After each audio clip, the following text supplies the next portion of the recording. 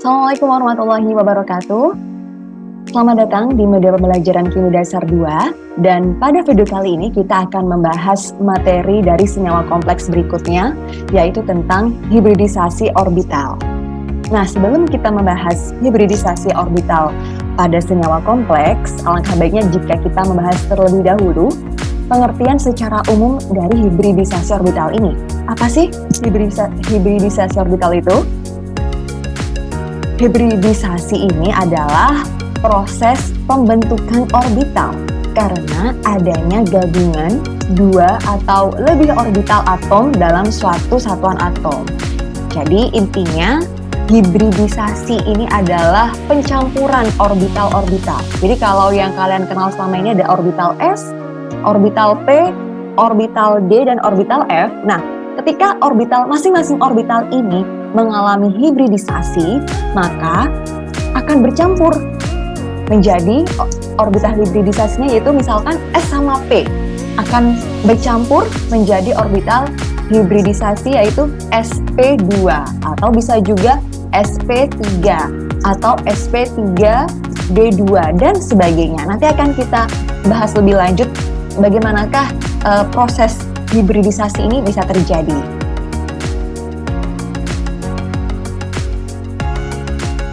Nah, untuk lebih jelasnya, kalian bisa amati contoh dari hibridisasi orbital ini.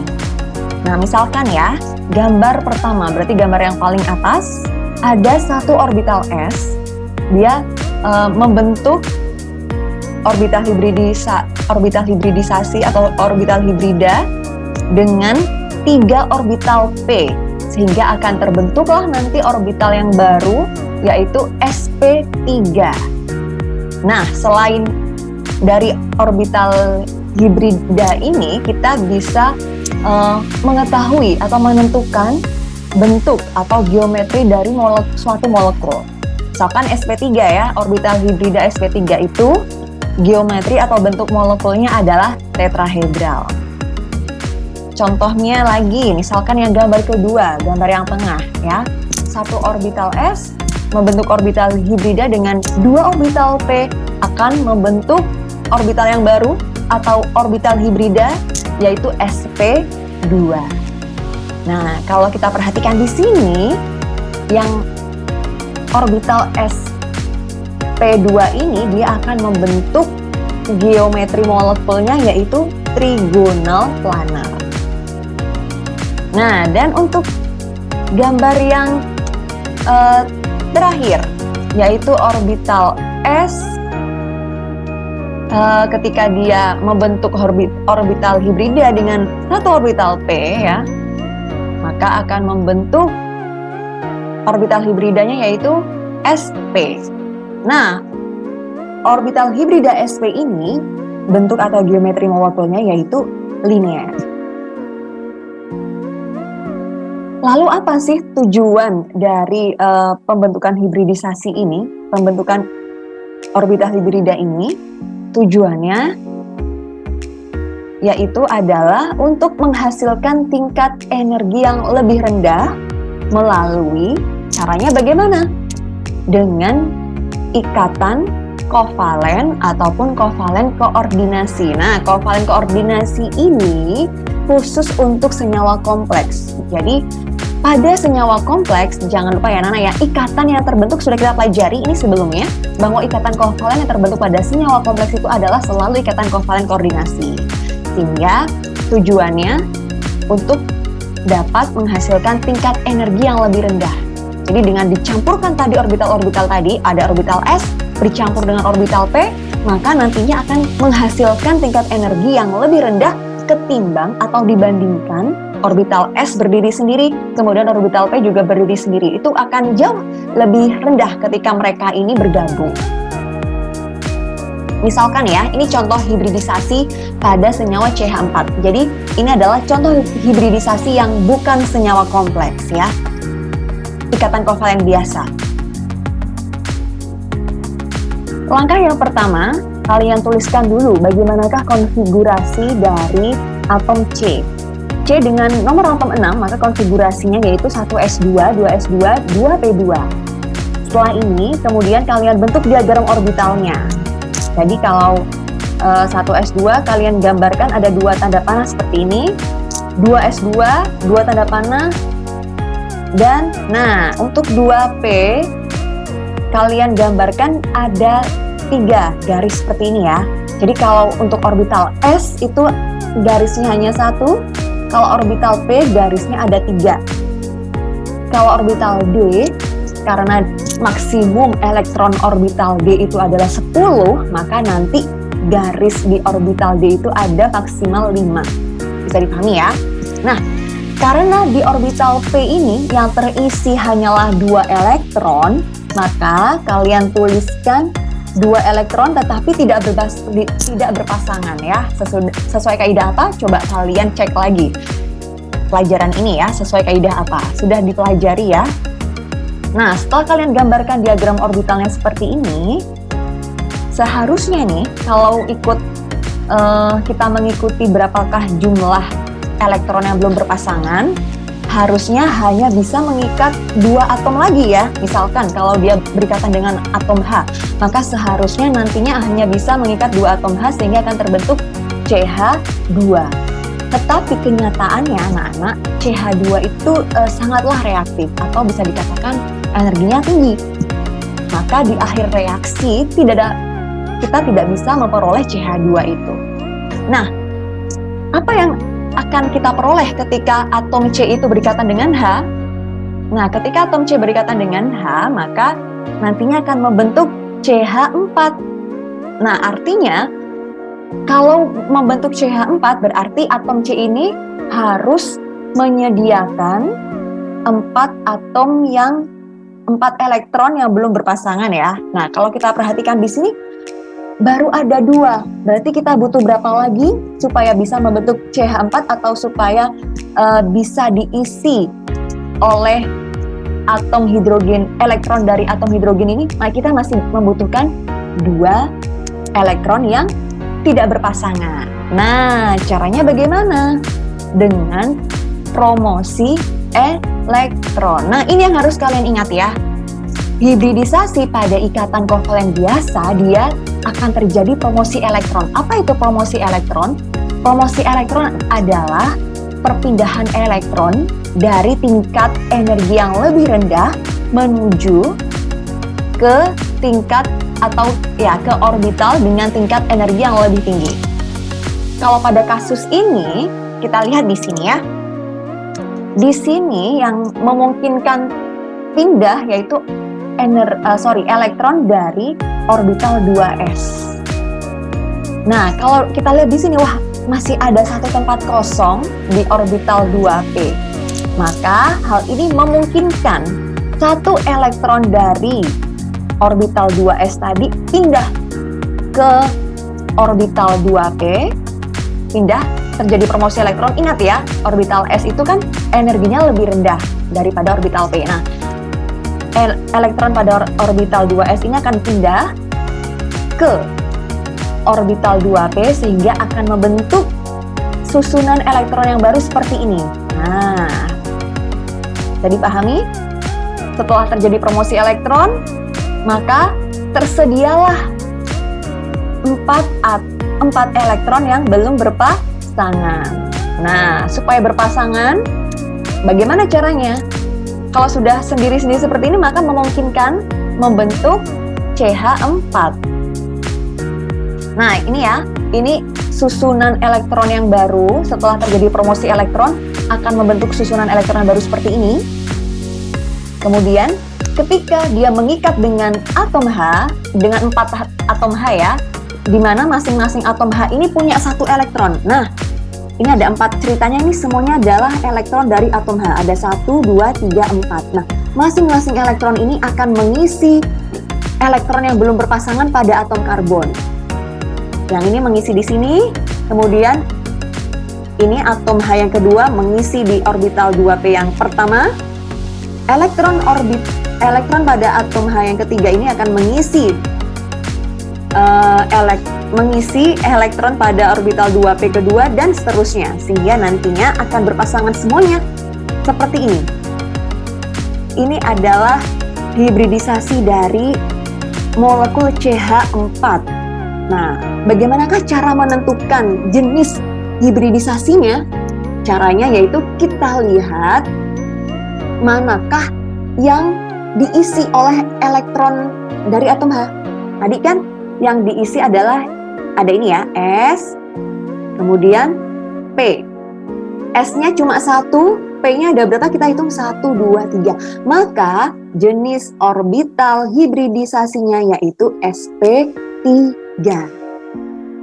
Ini hibridisasi pada molekul dengan ikatan kovalen biasa ya, bisa dipahami ya.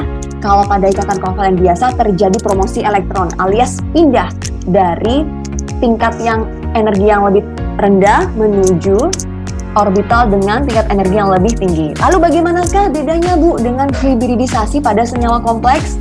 Berikut ini akan kita pelajari bersama ya. Nah, untuk hibridisasi pada senyawa kompleks, ada satu hal yang harus kita pahami terlebih dahulu, yaitu tentang deret spektrokimia. Nah, sebelum kita menentukan bagaimanakah hibridisasi dari suatu senyawa kompleks, kita harus tahu dan hafal dulu ya deret spektrokimia ini. Deret spektrokimia ini adalah urutan dari sejumlah ligan dari yang terkuat sampai yang terlemah.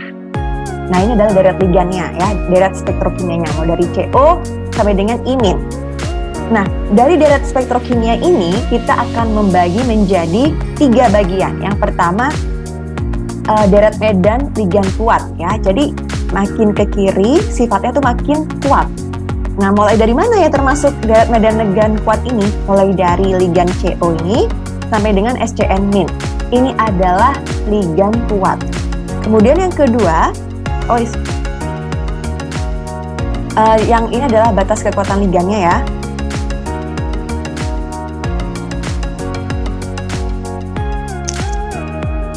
Nah, tanda yang ini adalah merupakan batas kekuatan medan ligan. Maaf, maksud Ibu kita akan membagi menjadi 2 daerah ya.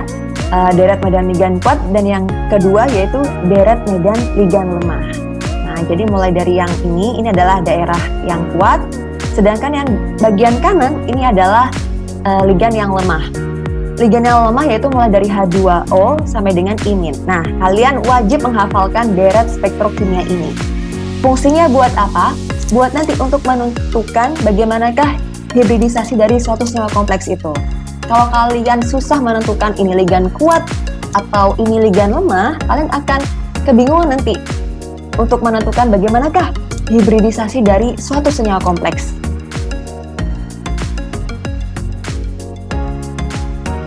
Dan yang perlu diingat, untuk ligan kuat, dia makin ke kiri sifatnya makin kuat, tetapi untuk yang ligan lemah, dia makin ke kanan, makin lemah ya. Yang ligan kuat makin ke kiri, berarti yang paling kuat adalah CO. Sedangkan untuk ligan lemah, berarti yang paling lemah adalah imin.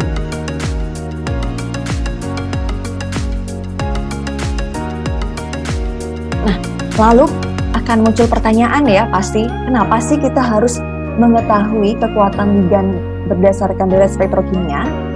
Nah, jadi dengan kita mengetahui kekuatan medan ligan dari deret spektrokimia yang sudah Ibu jelaskan sebelumnya tadi, maka kita dapat menentukan jenis orbital yang akan terbentuk. Di sini jenis orbital itu ada 2 macam ya. Yang pertama yaitu KOD. Apa itu KOD? Kompleks orbital dalam. Wah, maksudnya apa lagi nih Bu kompleks orbital dalam? Kompleks orbital dalam ini adalah orbital D yang terhibridisasi yang berasal dari dalam. Nanti kita akan jelaskan secara perlahan ya. Maksudnya dari dalam tuh apa, dan nanti ada juga istilah kompleks orbital luar. Kalau yang dari dalam itu dia berarti terhibridisasinya dari dalam, yaitu ligannya 3D. Sedangkan untuk yang kompleks orbital luar, dia berasal dari luar. Berasal dari luar tuh maksudnya apa? Dari orbital 4D. Gini, kita kembali dulu ke konfigurasi elektron pada atom unsur golongan B ini ya. Nah, ini adalah konfigurasi elektron untuk unsur periode 4 pada golongan D. Nah, ini ya anak-anak ya, yang kita namakan dengan orbital dalam, kita lihatnya hanyalah orbital D-nya saja ya. Jadi khusus buat senyawa kompleks itu, terjadinya hibridisasi itu biasanya pada orbital D-nya. Jadi yang akan kita perhatikan, yang akan kita lihat di sini adalah orbital D-nya ya, yaitu kalau di sini yaitu 3D. Nah, ketika dia membentuk kompleks orbital dalam, maka yang terlibat adalah orbital 3D-nya. Oke, dari kami ya. Jadi kalau nantinya membentuk kompleks orbital dalam atau KOD disingkatnya, yang terlibat orbital D-nya adalah orbital dari 3D. Sedangkan nanti kalau membentuk kompleks orbital luar atau kita singkat, lebih singkatnya adalah KOL atau KOL, maka orbital D yang terlibat adalah orbital 4D. Kenapa? Jadi bisa dipahami ya, dalam itu berarti yang dari dirinya sendiri sudah ada, sudah tersedia. Sedangkan yang dimaksud dengan kompleks orbital luar berarti melibatkan orang lain ya, kalau luar itu. Tidak dari dirinya sendiri. Maka yang dari luar itu apa? Orbital D setelah 3D adalah 4D ya, kalau kita lihat di susunan orbital itu. Jadi yang terlibat adalah tetangga, orbital D milik tetangga, yaitu si 4D. Bisa dipahami ya?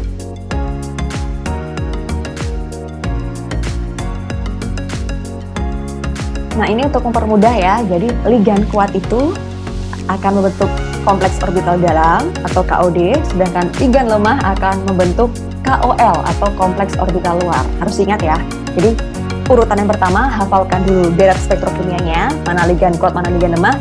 Nah, dari situ kalian bisa menentukan kalau ligan kuat itu adalah akan membentuk KOD, kalau ligan lemah akan membentuk KOL. Nah, ini adalah contohnya ya. Kita akan menentukan bagaimanakah jenis hibridisasi pada ion kompleks FeCN6 kali 4-. Di sini ada beberapa langkah ya. Langkah yang pertama, kalian harus menuliskan terlebih dahulu konfigurasi elektron dan juga diagram orbital dari Fe pada keadaan dasar. Jadi kita tuliskan dulu Fe pada keadaan dasar. Fe nomor atomnya 26. Konfigurasi elektron pada keadaan dasar akan seperti ini. Kita menggunakan konfigurasi gas mulia ya. Jadi langsung saja Ar 3D6 4S2. Ini keadaan dasar alias Fe-nya belum bermuatan, belum melepaskan elektron sama sekali. Setelah kalian tuliskan konfigurasi elektronnya, langkah berikutnya tuliskan diagram orbitalnya. Diagram orbital yang akan kita tulis yang ini ya, yang 3D6 4S2. Jadi untuk mempermudahnya kalian harus menyusun konfigurasinya dengan konfigurasi gas mulia ya. Sehingga yang akan kita tulis diagram orbitalnya yaitu 3D6 4S2. Kita tulis seperti ini, 3D itu karena maksimalnya 10 elektron maka dia akan ada 5 kamar ya, 5 kotak seperti ini. Sedangkan 4S karena maksimalnya hanya 2 elektron maka hanya akan ada 1 kotak seperti ini, atau 1 garis juga bisa ya. Bisa garis, bisa juga dengan kotak. Lalu isikan berapakah elektronnya, karena 3D6 maka kalian tuliskan secara tidak berpasangan terlebih dahulu. Isi dulu 1, 1, 1, 1, kemudian sisanya kembali lagi ke kotak yang pertama, sehingga sudah pas ada 6 elektron. Untuk 4S2 langsung tuliskan semuanya seperti ini. Oke, bisa dipahami ya. 3D6 4S2. Nah, karena di sini kalian harus bisa menghitung berapakah muatan Fe. Berapakah muatan Fe di sini? Karena di sini muatan ion kompleksnya 4 min, Cn itu kan muatannya 1 min. Karena ada 6, maka 1 min dikali 6 supaya hasilnya 4 min, maka dia akan menghasilkan muatan muatan atom pusatnya atau muatan dari atom Fe ini atau ion Fe ini adalah 2+. Artinya 2+ adalah melepaskan 2 elektron. Manakah yang dilepaskan elektronnya? Apakah elektron yang ada di orbital D ataukah elektron yang ada di orbital S? Nah, Namanya melepaskan elektron, untuk mempermudahnya, maka kita harus melepaskan elektron yang terletak pada kulit paling luar. Kalau kita perhatikan di sini, 3D sama 4S. Manakah kulit terluarnya? Kulit terluarnya adalah 4. Maka yang akan dilepaskan elektronnya yaitu elektron pada orbital 4S. Sehingga akan diperoleh konfigurasi untuk ion Fe2+-nya sebagai berikut: Ar3D6. Ingat, 4S, dia kan melepaskan 2 elektron, maka 4S2-nya udah hilang. Sehingga akan kita dapatkan diagram orbitalnya seperti ini. Nah, 4S-nya yang semulanya terisi 2 elektron, karena membentuk ion Fe2+, akan melepaskan 2 elektron tadi, sehingga orbital 4S-nya menjadi kosong. Nah, untuk langkah selanjutnya, kemudian kita harus memperhatikan jenis ligan yang terikat, apakah ligan kuat atau ligan lemah. Nah, karena di sini yang terikat adalah ligan Cn-, kita buka lagi ya deret spektrokimianya. Nah, pada deret spektrokimia, ligan Cn- ini termasuk dalam ligan kuat. Nah, artinya apa? Kalau ligan kuat, maka dia akan membentuk KOD. Masih ingat ya, ligan kuat KOD, kompleks orbital dalam. Nah, kalau ligan kuat artinya dia dapat mengubah posisi elektron-elektron ini. Itu artinya ligan kuat itu dia punya kekuatan, punya power untuk mengacak-ngacak. Istilahnya itu ya Nana ya. Bisa mengubah-ubah susunan elektron yang sudah ada pada atom pusat. Itu maksudnya ligan kuat ya. Nah, di sini kita perhatikan ya. Kebetulan untuk susunan elektronnya masih ada 4 elektron yang belum berpasangan.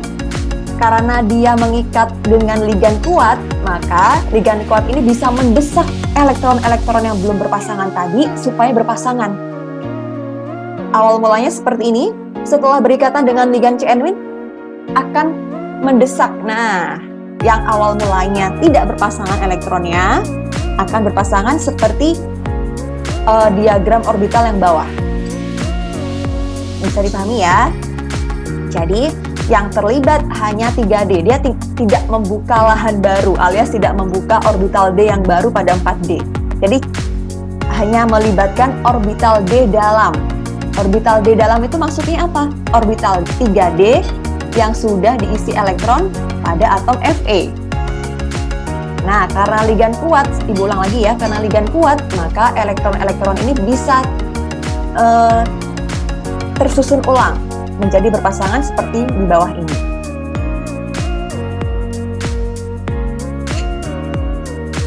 Nah, langkah berikutnya kita lihat ada berapakah Cn- yang terikat. Karena ion Fe2+-nya ini mengikat 6 Cn-, 6 ligan Cn-, maka kita harus menyediakan 6 ruang kosong untuk elektron dari Cn- ini. Itu ya. Nah, karena ada 6 ruang kosong, maka kita harus menambah orbital baru pada 4s dan juga 4p. Begini ya. Jadi kan tadi sudah berpasangan ya, masih ada sisa 2. Kurang 4 kamar lagi. 4 kamarnya dari mana? Dari orbital 4s dan juga orbital 4p. Nah, 4s dan 4p-nya ini dari mana? Kalian ingat-ingat lagi susunan dari orbital-orbital ya. Yang 1s2, 2s2, 3s2 dan seterusnya. Nah, 3D, habis 3D itu kan 4s lalu 4p. Itu asal muasalnya ya. Jadi kita menyediakan 6 kamar untuk ligan Cn- ini. Nah, sehingga yang hitam ini elektron dari Fe, sedangkan yang merah ini adalah elektron dari ligan Cn-. Nah, ligan Cn- tadi akan mengisi 6 kamar kosong ini, sehingga jenis orbital hibrida yang akan dibentuk dari ion kompleks FeCN6 kali 4-, adalah, kita lihat yang diisi ya sama ligannya. Yang diisi adalah ada D2, 1s, dan P-nya sebanyak 3, sehingga jenisnya adalah D2S sp3. Jangan dibalik sp3d2. Jadi apa adanya, sesuaikan dengan yang urutannya di sini. Yang diisi dulu adalah orbital D, maka kita tuliskan dahulu D-nya. D2 sp3. Kenapa 2? Karena yang terisi dari orbital D itu ada 2. S-nya cuma 1 kan? P-nya kenapa 3? Karena yang terisi oleh ligan Cl- ada 3. Itu bisa dipahami ya. Nah, kalau kita sudah menentukan bagaimanakah proses dari hibridisasi orbital ini, kita juga bisa menentukan apakah ion kompleksnya ini bersifat diamagnetik atau paramagnetik. Diamagnetik artinya semua elektronnya berpasangan. Sedangkan paramagnetik artinya yaitu ada elektron yang belum berpasangan. Kalau kita lihat, kita amati di sini semua elektronnya sudah berpasangan. Maka untuk ion kompleks ini sifatnya adalah diamagnetik. Semoga bisa dipahami penjelasan Ibu ini ya. Kalau contoh yang pertama tadi adalah contoh untuk ion kompleks dengan kompleks orbital dalam. Sekarang kita akan mencoba bagaimanakah hibridisasi pada ion kompleks untuk kompleks orbital luar atau KOL. Misalkan nih ya, tentukan jenis hibridisasi dari ion FeCl64 ini. Langkah yang pertama sama, tuliskan dulu bagaimanakah konfigurasi elektron Fe pada keadaan dasar sama ya, 3D6 4S2. Langkah yang kedua, tuliskan Fe ketika melepaskan 2 elektron. Di sini kebetulan muatannya Fe2+, jadi kalian harus bisa menentukan muatan dari atom pusatnya. Dalam hal ini adalah Fe. Karena Fe muatannya 2+, maka kalian bisa menggambarkan diagram orbitalnya sebagai berikut. 4S-nya lepas, kosong. Nah, langkah berikutnya sama kayak sebelumnya. Kita tentukan ligan yang terikat di sini adalah ligan Cl ya. Ligan yang terikat ini, Cl- ini adalah dia masuk ke dalam ligan kuat atau ligan lemah. Cl- kalau kita perhatikan di deret spektrokimia masuk ke dalam ligan lemah. Artinya kalau ligan lemah dia tidak punya kekuatan untuk mengacak-ngacak, untuk menyusun ulang elektron yang sudah terdapat pada atom pusat. Maksudnya atom pusatnya itu Fe di sini ya.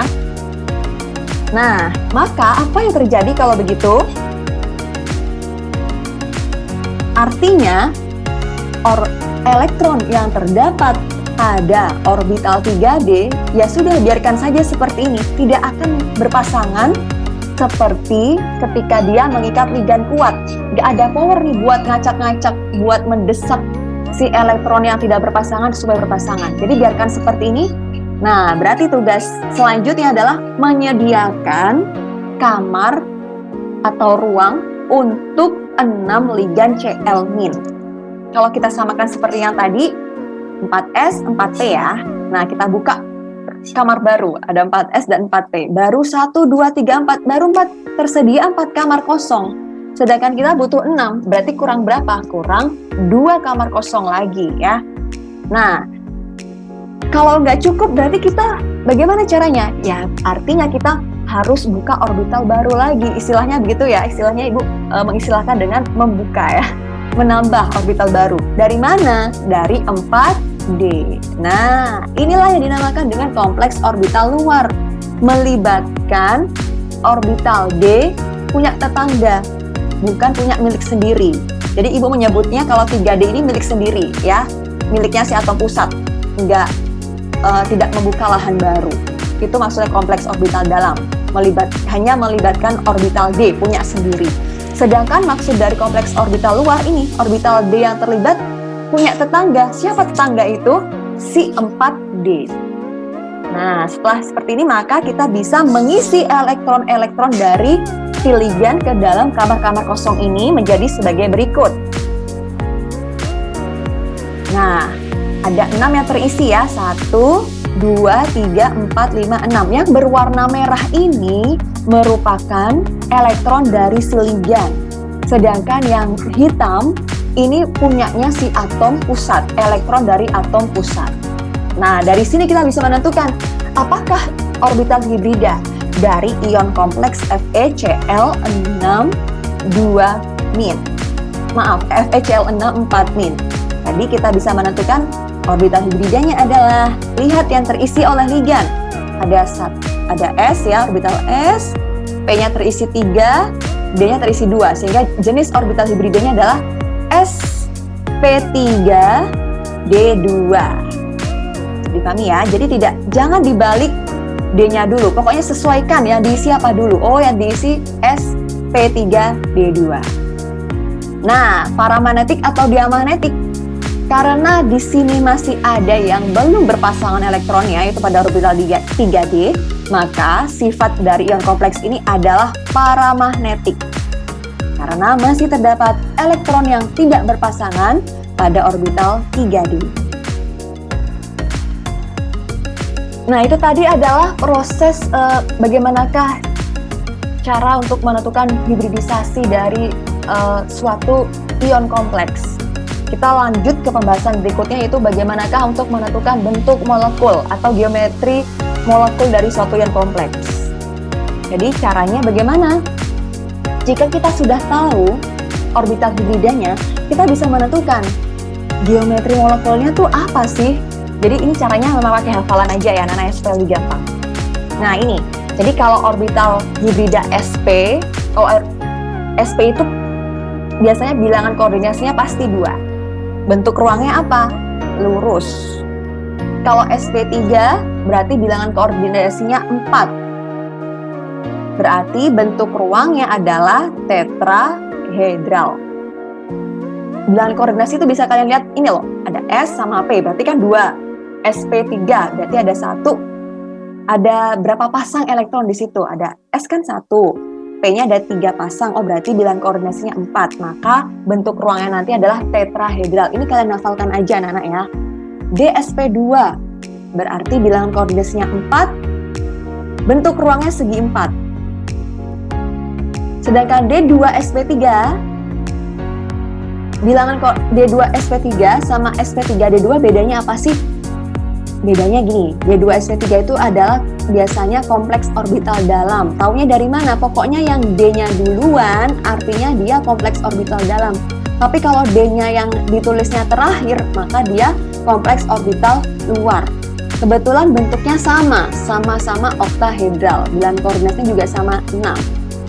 Sebagai contoh nih, misalkan tadi ya, FeCN 6 kali 4 min. Kalau kita lihat dari tabel tadi ya, yang tadi kita sudah menentukan ya, FeCN 6 kali 4 min itu tadi orbital hibridanya adalah D2sp3. Nah, karena orbital hibridanya adalah D2sp3, maka geometri molekulnya adalah oktahedral. Lalu bagaimana dengan yang satunya Bu tadi, FeCl 6 4 min. Nah, sama ya, kebetulan anak-anak untuk kompleks orbital dalam dan kompleks orbital luar untuk bilangan koordinasi 6,